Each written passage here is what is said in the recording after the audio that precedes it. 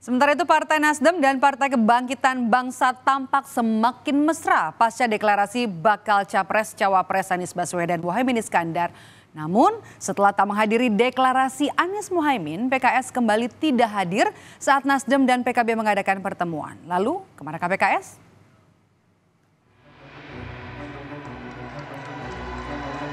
Politik jinak-jinak merpati, mungkin itu yang dipertontonkan Partai Keadilan Sejahtera. PKS absen di pertemuan koalisi parpol pendukung Anies Baswedan Muhaimin Iskandar di kantor DPP Partai Nasdem Rabu sore. Padahal ini rapat perdana pasca deklarasi Anies Muhaimin. Pertemuan hanya dihadiri Partai Nasdem dan Partai Kebangkitan Bangsa. Lalu kemana PKS? Muhaimin sebagai tamu hanya angkat bahu. Saya tidak tahu apa hadir apa tidak, saya belum dapat konfirmasi. Tapi ya yang tuan rumah lah yang bisa menjawab, saya kan hanya tamu. Partai Nasdem mengklaim sudah mengundang PKS untuk mengadakan pertemuan.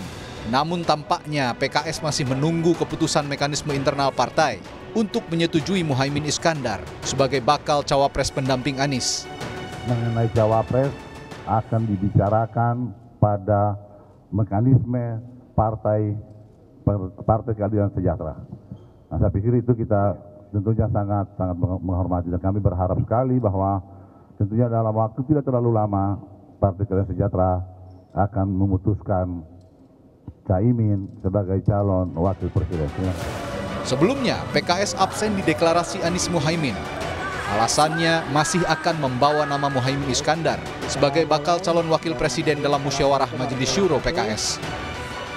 Kami menghormati juga keputusan Partai Nasdem dan Partai Kebangkitan Bangsa yang telah mendeklarasikan pasangan Bapak Anies Rashid Baswedan sebagai bakal calon Presiden Republik Indonesia dengan Bapak Abdul Muhaimin Iskandar sebagai bakal calon Wakil Presiden Republik Indonesia yang akan maju pada Pilpres tahun 2024. Adapun rekomendasi nama Bapak Abdul Muhaimin Iskandar sebagai bakal calon wakil presiden insya Allah akan diusulkan untuk dibahas pada musyawarah Majelis Syuro Partai Keadilan Sejahtera.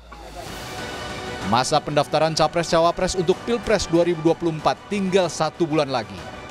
Akankah suara koalisi parpol pendukung Anies Imin setia hingga Pilpres nanti? Jawabannya ada di tangan PKS.